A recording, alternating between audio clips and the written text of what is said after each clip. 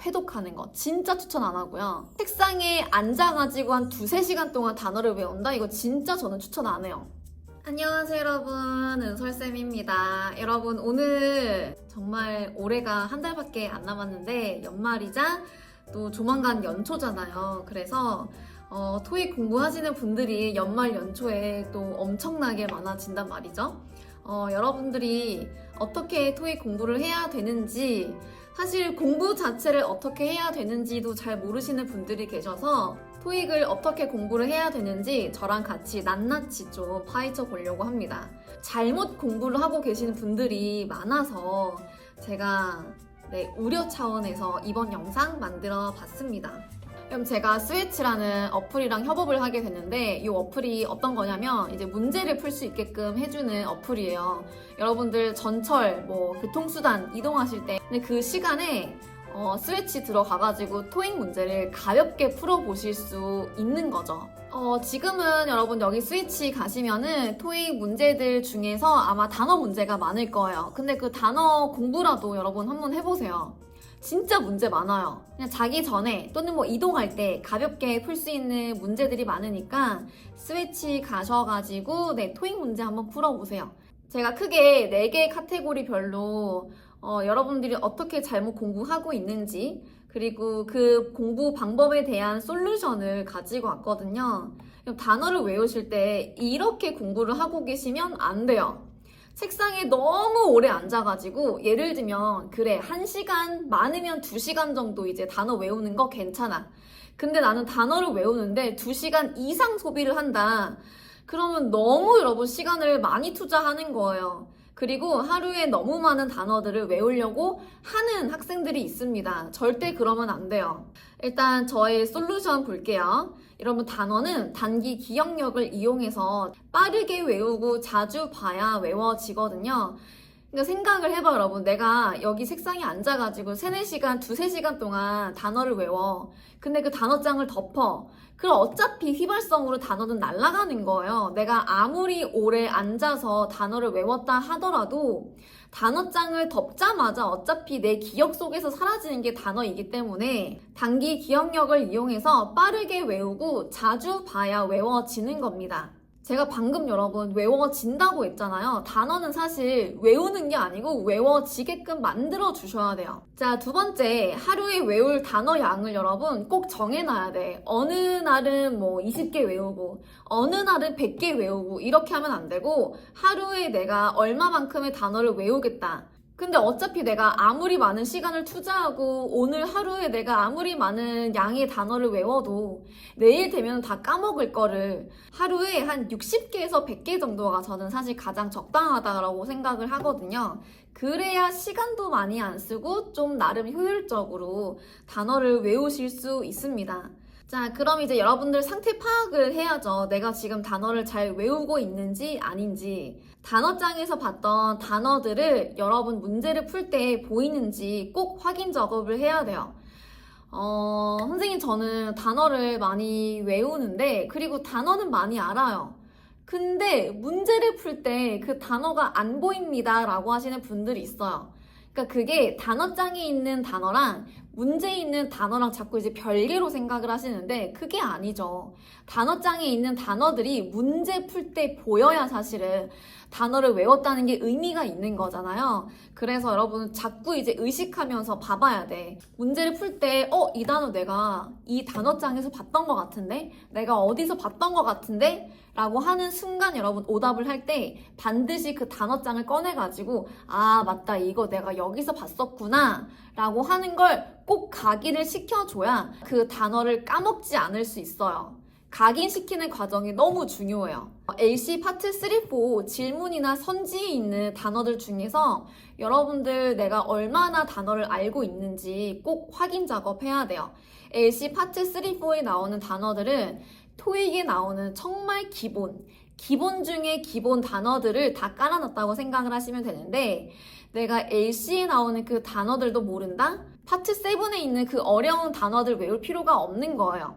일단 기본적인 단어부터 먼저 알아야죠. 그래서 여러분 내가 단어 공부가 잘 되고 있는지 아닌지 확인을 할 때 LC 파트 3, 4 문제지를 딱 펴놓고 한번 보는 거야.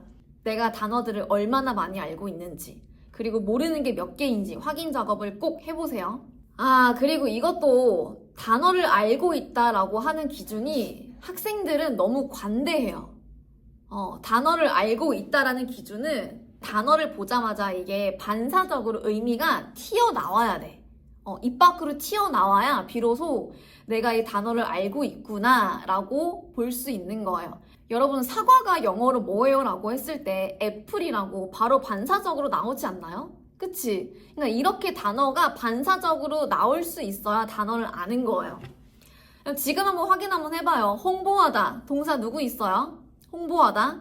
여기서 주춤하면 이 단어는 모르는 거야. promote 또는 market 이런 단어를 모른다? 그럼 여러분들은 아직까지 promote라는 단어를 모르고 있는 거예요. 또는 release 이거 무슨 뜻이죠?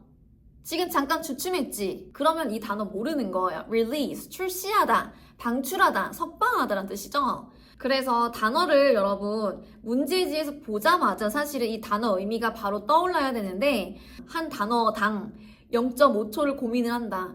그러면 얼마나 많은 시간이 지체가 되겠어요. 그래서 여러분들 독해 속도가 안 느는 거야. 뭐 때문에? 단어 때문에. 저희 포유토익에서는 구두 시험을 보거든요. 예를 들면 entrepreneur 이라는 단어를 물어봐. 근데 학생이 잠깐 주춤해. 선생님 잠깐만요. 저 이거 알 것 같은데요? 라고 하는 그 단어는 모르는 거야. 모르는 거지. 그렇지 않으면 아직까지 단어 공부 멀었다 라고 생각하시면 됩니다. 자, 그리고 생각보다 학생들 아예 그냥 생판 처음 보는 단어는 굉장히 잘 외워요. State of the art 이거 최첨단의 학생들이 잘 안 봤던 단어야. 이전에도 이거 토익 공부할 때 난생 처음 보는 단어야. 이런 단어는 금방 또 잘 외워. 근데 생각보다 되게 유사한 스펠링을 가진 단어들이 많은 그런 단어들 있잖아요. 뭐 prestigious 이런 거, 명성 높은 이런 되게 눈에 익숙한 단어들을 한 번에 외우기 힘들어해요. 원래부터 헷갈렸던 단어니까. 그래서 이런 단어들은 여러분 이동하실 때, 걸어 다닐 때 왔다 갔다 하면서 이 단어 의미가 뭐였지 자꾸 틈날 때마다 의식해가지고 암기를 하려고 해야 돼요. 왜 내가 이 단어를 헷갈려 하는 거지? 내가 도대체 어떤 단어랑 헷갈려 하는 거지? 그냥 드립다 단어를 외우면 안 된다는 거죠. 본인 상태 파악부터 먼저 하실 수 있어야 돼요. 네, 이론 공부할 때 여러분들 어떻게 공부하고 계신가요? 설마 이렇게 공부하고 계신 건 아니겠죠? 교재에 있는 이론을 공책에 다 옮겨 적으시는 분들이 있어요. 그러니까 당연히 이론 복습이 오래 걸릴 수밖에 없는 거죠. 자, 저의 솔루션 한번 볼게요. 여러분, 공책에 적을 거는 딱 외울 내용만 적는 거예요. 이 공책에 적는다는 건 여러분 포인트 노트를 작성을 한다라고 생각을 해보시면 돼요. 내가 시험장 가기 전에 정말 간단하게 딱 보고 가면 좋을 내용들을 적는 공책을 한번 만들어 보겠다라고 생각을 해보시면 되지, 시중 교재에 있는 모든 한국말들을 다 막 옮겨 적느라 시간을 쓰고 있다. 그러면 그거 지금 잘못 공부하고 있는 거죠. 자, 그 다음에 만약에 여러분들이 독학이 아닌 뭐 수업을 듣는다, 인강이나 현강을 듣는다, 선생님의 말을 복기를 하면서 이때 선생님이 이런 거 주의하라고 했었지, 이때 선생님이 이렇게 이해를 해보라고 했었지 라고 하는 걸 복기를 하면서 그냥 간단하게 한 30분 정도 복습을 하시는 게 가장 좋습니다. 자, 이런 문제를 푸실 때 절대 여러분 해석을 하시려고 하시면 안 돼요. 이것도 메타 인지를 해야죠. 내가 문법 문제를 푸는데 자꾸 해석을 하고 있다? 그거 이제 습관 고쳐야 돼. 의식적으로 자꾸 이제 고치려고 해야 돼요. 그리고 여러분, 이론 공부랑 문제 푸는 거랑 아예 별개라고 생각을 하시는 분들이 또 계신데, 이론 문제를 푸는 게 결국은 이론 공부를 하는 거거든요. 그러니까 이론 복습을 한다고 해가지고 그 이론이 적혀져 있는 거를 막 달달 외우고 막 그거 옮겨 적고 하시는 게 아니고, 이론 문제를 푸는 게 사실은 이론 공부인 거죠. 이런 문제 풀 때는 시간 재서 문제를 풀지 말고 내가 이 문제는 앞에 있는 어떤 이론을 적용을 해야 풀 수 있는 문제인 건지 앞에 이론을 찾아가면서 문제를 풀어주는 거예요. 그러면서 외워지는 거죠. 그러니까 이론도 여러분 뇌에다가 주입을 시키는 게 아니고 주입이 되도록 여러분들 스스로 만들어줘야 돼.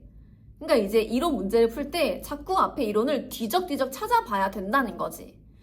근데 만약에 내가 이론 문제를 푸는데 앞에 이론을 봤는데도 문제가 안 풀려. 그러면 도대체 뭐 때문에 안 풀리는 걸까? 일단 해석을 하지 말고 문장 구조 분석부터 해봐요. 내가 문장 구조 분석은 잘 되는지, 주어는 잘 찾고, 동사 잘 찾고, 뒤에 목적어 또는 내가 전치사구 잘 묻고 있는지 문장 구조 분석부터 먼저 하실 수 있어야 돼요. 아니, 그럼 당연히 해석 잘해야지. 파트 7 있잖아요. 파트 7은 독해니까 당연히 우리가 해석도 잘 하긴 해야 되는데 해석을 잘 하려면 문장 구조 분석부터 잘 해야 되거든요. 그러려면 문법 공부가 돼야 된다는 거죠. 순서가 여러분 문법 공부, 문장 구조 분석, 그 다음에 해석입니다. 자, 그리고 너무 학생들 중에서 마음이 급해가지고 나는 이론을 공부를 했는데 왜 이렇게 문제가 안 풀리나 답답해 하시는 분들이 계세요, 스스로를. 여러분들 지금 영어 공부 왜 하고 계세요? 초등학교, 중학교, 고등학교 때 공부했던 그 영어가 아직까지 안 되기 때문에 지금도 공부를 하고 있는 거잖아요. 우리 어떻게 한 달 또는 뭐 수업 한 번 들었다고 이론 공부가 따다닥 돼가지고 문제가 바로 풀리겠어요? 당연히 안 되지. 그래서 나는 천재가 아니라는 거를 자꾸 스스로 되새길 필요가 있어요. 그래서 문제를 풀면서 이론 뒤져보고 자주 보면서 이론을 외워지게끔 여러분들 그런 환경을 만들어 주실 수 있어야 돼요. 문제를 푸는 과정에서 또 잘못된 방법으로 공부를 하고 계시는 분들이 계십니다. 설마 여러분 이렇게 공부하고 계신 건 아니죠? 제가 이분들 진짜 많이 봤어요. 이분들 중에서 점수 오르시는 분 잘 못 봤어요. 같은 문제지를 여러 번 회독하시는 분들도 계시고요. 그 다음에 아직까지 토익 문제를 푸는데 정답을 찾으려고 막 고군분투하시는 분들도 계세요. 자, 저의 솔루션 볼게요. 여러분 다양한 문제지를 풀면서 시각을 다각화시킬 필요가 있습니다. 토익은 여러분 문제를 많이 풀어보시면 아시겠지만 정답을 찾기보다 가장 정답이 될 수 있을 만한 보기를 정답으로 골라주시는 문제가 바로 토익 문제라는 거를 여러분들 느끼실 수 있어야 돼요. 그러니까 정답을 찾으면 안 되고 오답을 소거하라는 뜻인 거죠. 자, 일단 첫 번째 여러분들 스스로 내가 시간을 재고 문제를 풀고 있는 건지, 그 다음에 시험장에서와 같은 긴장감을 가지고 내가 문제를 풀고 있는지 꼭 생각을 해야 돼. 제가 학생들이랑 상담을 하면은 이런 얘기 되게 많이 해요. 선생님, 저는 시간만 많으면 다 맞출 수 있고요. 시간만 많으면 정답의 근거 다 찾을 수 있어요. 근데 그럼 뭐예요, 여러분? 토익은 시간 싸움인데. 그래서 반드시 문제를 푸실 때는 시간을 재놓고 문제를 풀어주셔야 됩니다. 그리고 제가 회독을 하지 말라는 이유가 뭐냐면 이거 여러분 진짜 메타인지 해야 돼. 이제 토익도 기출 문제와 비슷한 문제들 그럼요. 출제가 되겠죠. 이제 토익도 막 진화를 해요. 새로운 문제도 막 나오고 그래. 기출 문제에 있는 문제가 그대로 출제되는 게 아니잖아요. 그래서 제가 일단 회독을 하지 말라고 하는 거고요. 회독을 하다 보면 여러분 내가 문제를 푸는 게 아니고 자꾸 내 기억 속에 있는 정답을 찾으려고 해요. 그거는 내가 문제를 푸는 게 아니지. 그냥 나는 정답 찾기 게임을 하고 있는 거예요.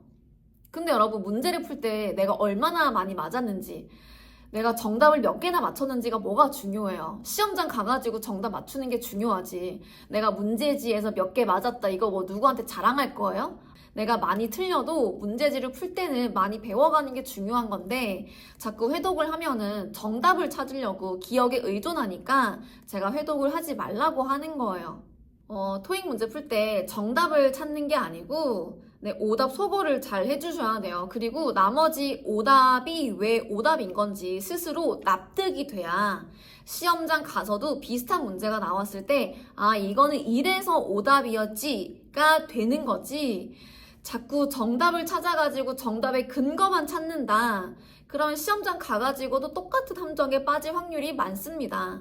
오답 소거해서 나머지 보기가 왜 오답인지 스스로 분석하고 납득시킬 수 있어야 돼요. 토익 문제 풀고 나오면은 논란의 문제가 있어요. 그쵸? 한두 문제 논란의 문제가 있어. 정확하게 이게 정답이야 라고 하는 문제들도 많지만 논란의 문제들처럼 뭐야 이것도 될 것 같고 저것도 될 것 같은 그런 문제들이 나오잖아요. 그러니까 이런 문제가 항상 나온다는 게 무슨 말이겠어요. 정답이 명확하게 하나로 걸리는 문제만 나오지 않는다는 거죠. 그래서 오답 소거해가지고 문제를 풀라고 하는 겁니다. 자, 그 다음에 오답을 선생님 어떻게 해야 되나요? 라고 이제 또 질문을 하시는 분들이 계셨어요. 많았죠. 엄청나게 많았어요. 설마 여러분 이렇게 또 하고 계신 건 아니겠죠? 오답 노트를 적지 않으면 죽는 병에 걸리신 분들이 너무너무 많아요. 저는 솔직히 오답 노트 추천 그렇게 하진 않습니다. 왜냐하면 오답 노트 적느라 시간 다 보내거든요. 그 막 예쁘게 정리하느라 특히 여성분들 중에서 오답 노트 예쁘게 정리하느라 막 시간 다 보내시는 분들이 있어요. 만약에 여러분들 오답 노트에다가 내가 문장을 적고 있으면 그거는 지금 잘못 적고 있는 거고요. 파트 7으로 또 해석 연습을 하시고 계시는 분들이 계신데 이게 과연 효율적인 것인가? 스스로 한번 물어봐봐요. 교재에 있는 모르는 단어들 또는 뭐 뒤에 답지를 보고 RC 답지를 보고 내가 이 단어 다 모르는 건데 그 단어들을 다 공책에다가 옮겨 적으시는 분들이 계신데 일단 저의 솔루션부터 먼저 볼게요. 자, 첫 번째 여러분 오답 노트에다가는 뭘 적는 거냐면 제가 아까 말씀드렸죠. 포인트 노트라고 해가지고 진짜 내가 시험장 가기 전에 꼭 봐야 될 만한 그런 포인트들만 적는 게 바로 오답 노트, 포인트 노트입니다. 거기다가 내가 문장을 적고 있으면 그거 지금 잘못하고 있는 거야.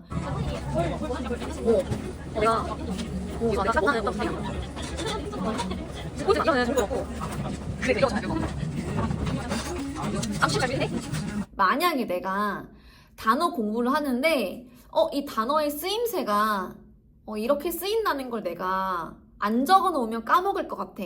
그러면 그런 문장은 적어 놔도 돼. 이 단어가 이 문장에서는 이런 의미로 쓰인 거구나.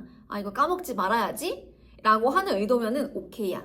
근데 예를 들면 파트 5 문장을 적고 파트 5 보기를 적어가지고 이러면 이제 오답 노트를 잘못 작성하고 있다는 거죠. 자, 그 다음에 파트 7으로 여러분 해석 연습을 하면은 금방 지쳐요.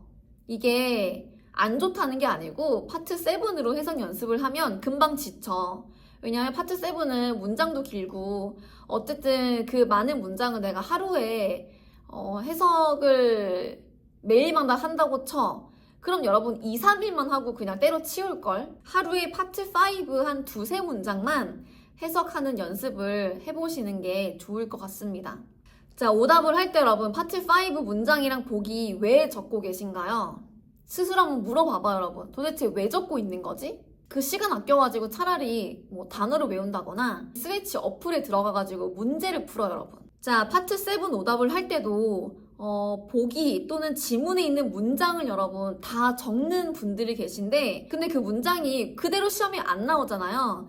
그래서 파트 7 오답을 할 때도 문장이랑 보기에 있는 문장을 다 적는 게 아니고 여러분 이 단어 하나가 문장으로 paraphrasing이 되고 이 단어가 이 단어로 paraphrasing이 되는구나 되게 세세하게 공부를 해야 돼요. 파트 7 오답을 할 때도 단어랑 단어를 적는 거지 문장이랑 문장을 적고 있으면 안 된다는 거죠.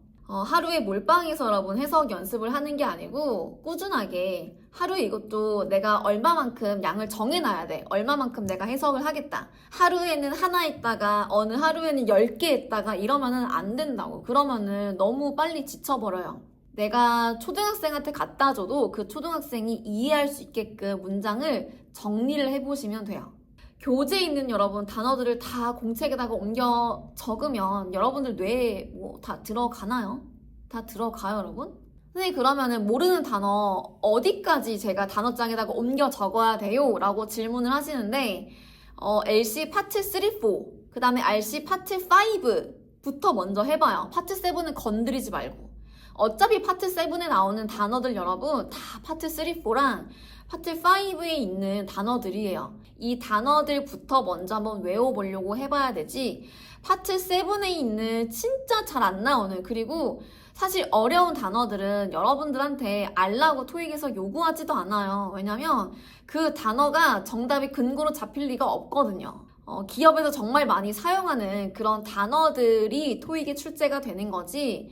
진짜 막 무슨 뭐 제비꽃 뭐 이런 거 몰라도 돼. 뭐 대머리 독수리 뭐 이런 거 몰라도 돼. 그러니까 이런 거 몰라도 문제 풀 수 있게끔 네모로 파트 3, 4랑 파트 5 있는 단어들 중에서 내가 모르는 단어가 몇 개인지, 만약에 모르는 게 있다면 그거는 단어장에 한번 적어보던지. 사실 거기 있는 단어들은 다 단어장에 있을 거야. 여러분들 시중에 파는 그 단어장 있잖아. 노랭이 또는 뭐 ETS 복화 또는 우리 포이토익 학생들 같은 경우는 포이토익 복화, 거기 보면은 다 있을 거예요. 그 안에 있는 단어만 사실은 잘 외워놔도 무방할 겁니다. 도대체 나는 얼마나 잘못하고 있는지 메타인지를 좀 하는 시간을 가져봤는데, 여러분 진짜 제가 추천을 안 하는 거, 회독하는 거 진짜 추천 안 하고요. 문제집 회독하는 거. 그 다음에 단어 외울 때 책상에 앉아가지고 한 2-3시간 동안 단어를 외운다? 이거 진짜 저는 추천 안 해요. 그 다음에 오답 노트를 적느라 시간 다 보내시는 분들, 이거 진짜 나쁜 방법입니다. 저는 사실 오답 노트를 거의 작성을 안 했어요. 그냥 뭐 포인트 노트만 만들었지 오답 노트를 작성한 적은 없어. 막 아이패드 이런 거 보면은 문제지 있는 거 캡처하는 시간 그거 굿노트에 옮겨가지고 붙이고 그거 여러 개 만들었다고 생각을 해봐요. 얼마나 많은 시간이 투자가 되겠냐고요. 교재에다가 그냥 나머지 오답이 왜 오답인지 그냥 끄적끄적 적어 놓는 거야. 그리고 이거는 이런 문법적인 적용을 이용하면 되는구나. 내가 이 문법 이론을 몰랐어. 근데 알아야 될 것 같아. 시험에 나올 것 같아. 라고 하는 것만 오답 노트에다가 적어 놓는 거야. 예를 들면 opportunity 뒤에는 투부정사가 붙는 거구나. 이거는 외워야지 문제를 풀 수 있으니까. 내가 이거를 몰라가지고 틀린 거잖아. 그럼 그런 것만 적어 놓는 거지. 101번에 문제 적고 보기 적고 막 이러지 말라는 거지. 또는 뭐 have yet 부정사, 내가 이거 몰라서 틀렸어. 그러면 이런 걸 적는 거지. have yet 부정사가 이게 관용어구고 아직 뭐뭐 하지 않았다는 뜻이고, 내가 이거는 모르면 다음에 시험 문제 나왔을 때 또 틀리겠구나. 오답 노트에 너무 강박을 안 가지셨으면 좋겠습니다. 제발 정답 찾지 말고요. 정답 찾지 말고 오답 소거하는 방법을 연구를 하셔야 돼요. 문제가 조금 응용돼서 나왔을 때도 오답 소거해서 문제를 풀지, 이 문제는 이렇게 풀리는데 같은 문제인데 보기 구성이 달라서 또 다른 문제는 다르게 또 접근을 해야 되는 문제도 있거든요, 여러분. 그러니까 보기 구성에 따라서 또 문제 푸는 접근 방식이 달라지는 게 토익이라 정답을 찾으려고 하면 안 돼. 오답을 소거하는 과정에서 응용하실 수 있어야 된다는 거죠. 여러분 또 궁금한 거 있으시면 댓글 달아주시고요. 제가 다음 영상에서는 도대체 은설쌤 유튜브로 독학을 어떻게 할 수 있는지 영상 제가 하나 만들어 볼 생각입니다. 여러분 오늘도 영상 봐주셔서 감사해요. 안녕!